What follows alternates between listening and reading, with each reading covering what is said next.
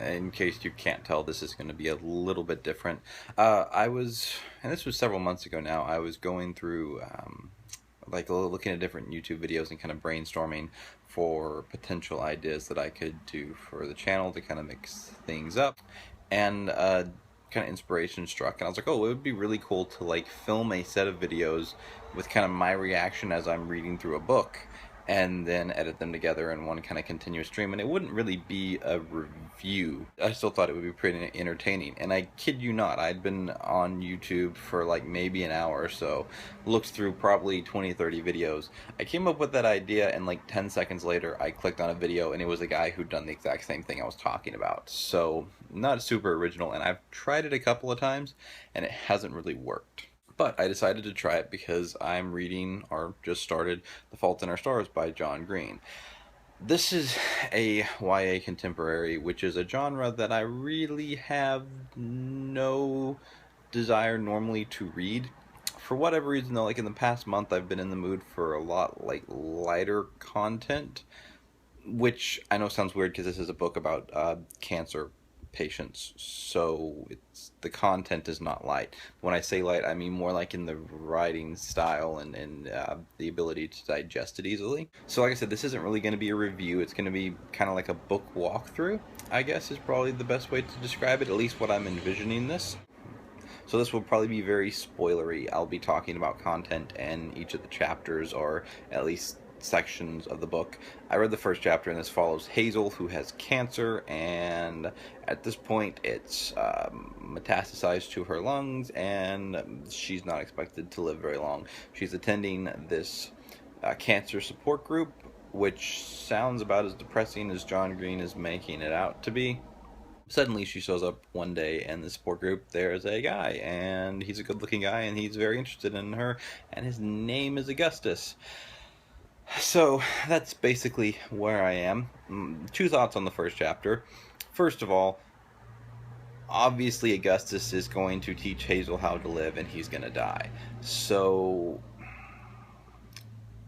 I don't know why I'm upset, because I purposely picked YA because I wanted something easy, but then the plot's telegraphed from the first chapter. I'm a little bit upset with that. Oh well. Secondly, Augustus is enough of a douchebag that he carries around cigarettes and puts them in his mouth, but he doesn't smoke them because he wants a metaphor of how death only has power if you give it to it. Yeah. That basically makes him a douchebag. I mean, really, because first of all, you bought the cigarettes, so you're giving money to the tobacco industry, and second of all, who puts money and that much time into metaphors? The answer is douchebags.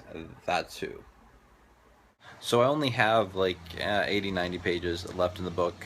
I had planned on doing more entries than just like the 2 or 3 that's going to end up being, but really there hasn't been a lot in the book, at least not anything that I haven't expected. I've already found out that Augustus actually is going to die. I mean, surprise, surprise there. Also found out he's a little bit of a selfish bastard, even though I don't think most people would think so right off the bat. But my reason being, because if you've read the book, you know that Hazel at one point is reluctant to go forward with a relationship with Augustus, or Gus, because she feels she's going to die soon, and he's already had one relationship that ended up with the girl dying of cancer, and she doesn't want to put him through a second one. So he then convinces her that he doesn't care, seduces her, sleeps with her, and then thinks to tell her that he's actually dying.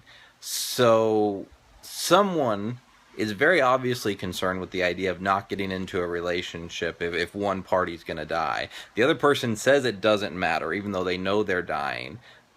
Lies to the person through not telling them. Seduces the person. Sleeps with them. And then tells them. If that doesn't make him a douchebag, I mean, the cigarette thing already made him a douchebag. But if that doesn't cement his position as a self-centered douchebag, I really don't know what does. I don't like him very much. That, and he's a little bit too perfect. My wife says it's simply because the book is from Hazel's perspective, and Hazel is a 16-year-old a girl who's in love or some sort crap, I still don't think that's an excuse. He's, like I said, just a little bit too douchey for me, even though I don't think that's how John Green was supposed to read him. But I also don't cut teenage guys a lot of slack because I was one, and I don't think there's a lot of excuse for it. But those are my thoughts so far. Like I said, I'm about 80 pages, so I'm gonna actually finish this up right now and maybe do one more entry giving you my final thoughts and see if my opinion changes any. So this is going to be the last installment of my Fault in Our Stars kind of walkthrough. So I finished up Fault in Our Stars by John Green. And eh, as you've heard in my previous two installments, I wasn't a fan of kind of how the story unfolded. I thought Augustus was pretty self-centered. But all in all, I didn't necessarily mind the book. I was a little bit surprised. I expected to hate it at least a little bit, and I really didn't. I would give it like a 6 out of 10 stars. Wasn't horrible, wasn't great. I actually liked the writing style a little bit. Kind of makes me want to read another John Green to see if the content being a little bit different would increase my enjoyment of it any.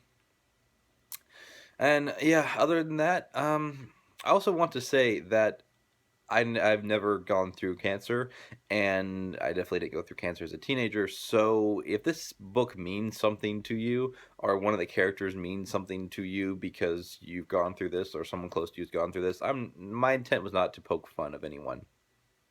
I'm just giving my reaction based on my experiences, and that's obviously going to be very different for anyone else because no one else is going to have my exact set of experiences. So I just wanted to include that as a disclaimer. And yeah, thank you very much for watching. Feel free to like, comment, or subscribe. I'd really like to know what your take on this book was, because like I said, didn't hate it, didn't love it. Was a little bit impressed with the writing style. So yeah, I will see y'all next time. Y'all have a good day, and bye.